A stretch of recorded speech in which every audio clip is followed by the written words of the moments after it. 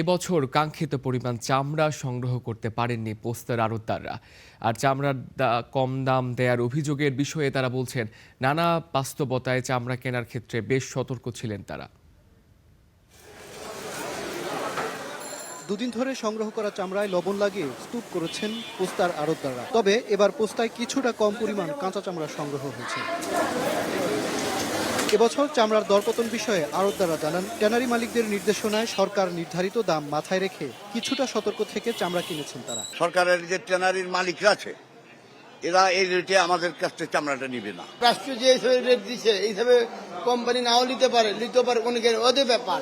ব্যবসায়ী নেতারা বলছেন, দিন দিন সাভারের চামড়া শিল্প নগরমুখী হচ্ছেন খড়িয়া ও মৌসুমী ব্যবসায়ীরা। আর ট্যানারি মালিকরা বকেয়া পাওনা পরিশোধ না করার পাশাপাশি ঢাকার ভেতর থেকে সরাসরি চামড়া কেনায় বিপাকে পোস্তার ব্যবসায়ীরা। এখান থেকে অনেক ব্যবসায়ী সাভার হেমেদপুর চলে গিয়েছে। কোরবানির ব্যবসাটা হলো কোরবানি টু কোরবানি, পরিশোধ করে দেওয়ার বিধান আছে। 5% দিলে 2 কোটি টাকায় তো মাত্র 10 লাখ টাকা হয়।